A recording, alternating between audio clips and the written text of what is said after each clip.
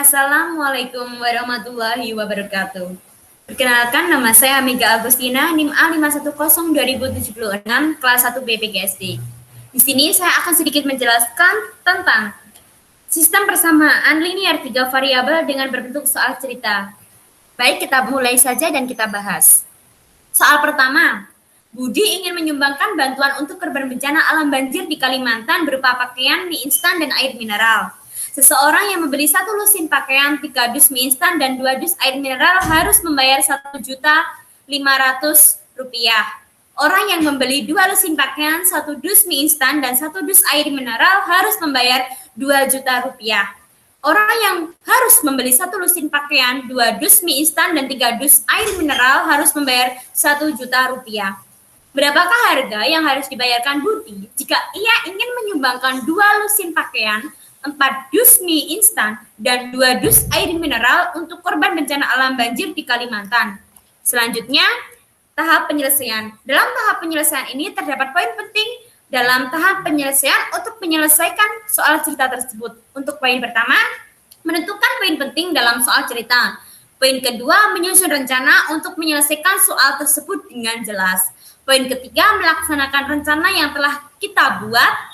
Poin keempat, laporkan hasil yang telah diperoleh dengan menuliskan kesimpulan. Selanjutnya, poin pertama yaitu adalah menentukan poin penting dalam soal cerita yang telah kita buat. Dalam soal tersebut, kita menemukan poin penting dengan cara diketahui seseorang membeli 1 lusin pakaian, 3 dus mie instan, dan 2 dus air mineral harus membayar Rp1.500.000.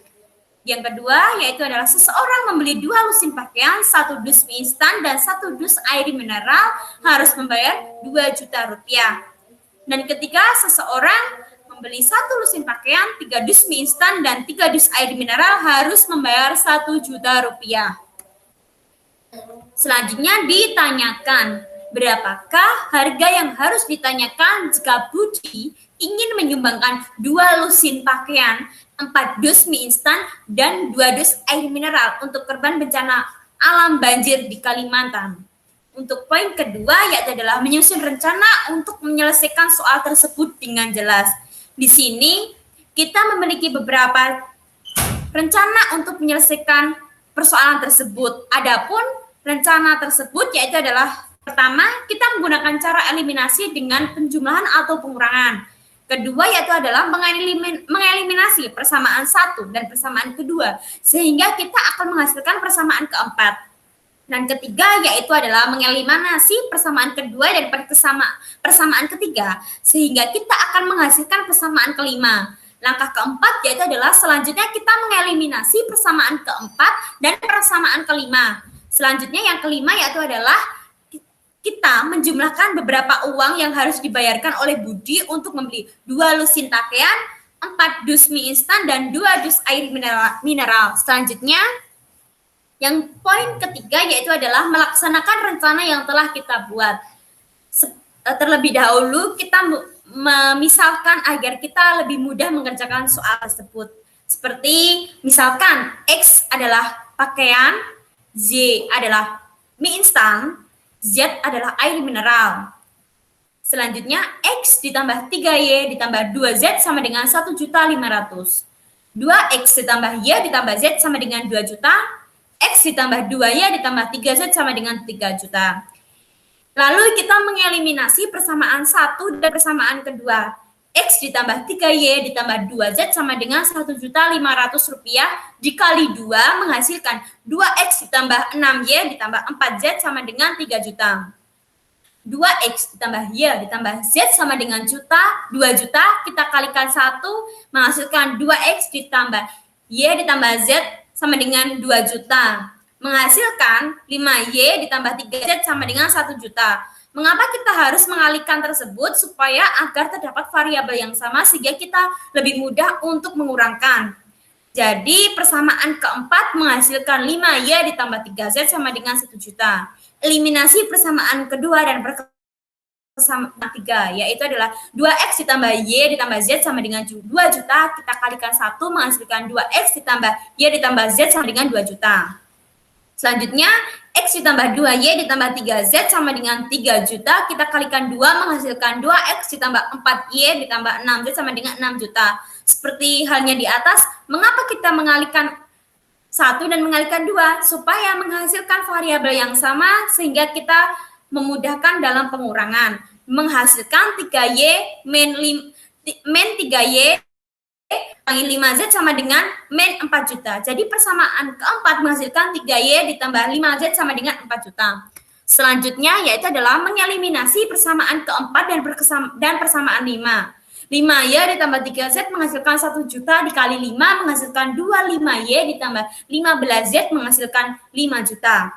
3Y ditambah 5Z sama dengan 4 juta dikali 3 menghasilkan 9Y ditambah 15Z sama dengan 12 juta.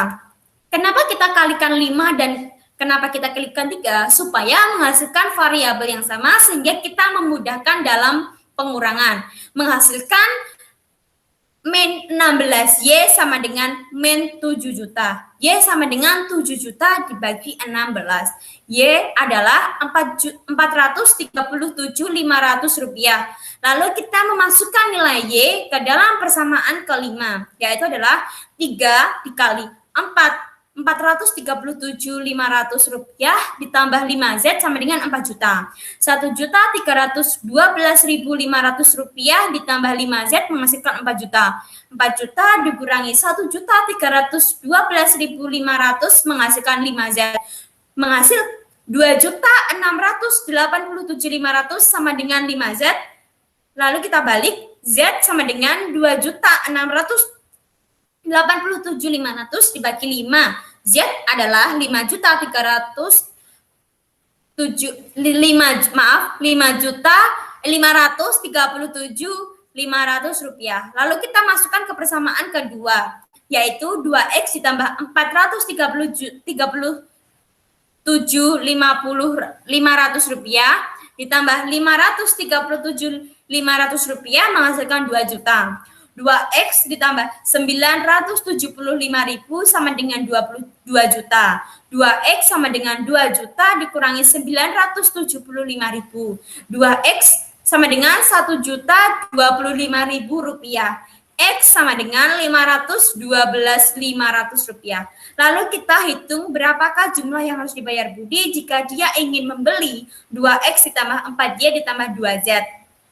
2 dikali 512.500 rupiah ditambah 4 dikali 437.500 rupiah ditambah 2 dikali 537.500 rupiah menghasilkan 1.025.000 rupiah ditambah 1.750.000 rupiah ditambah 1.075.000 rupiah menghasilkan 3.850.000 rupiah. Jadi Budi harus membayar sebesar 3.850.000 rupiah.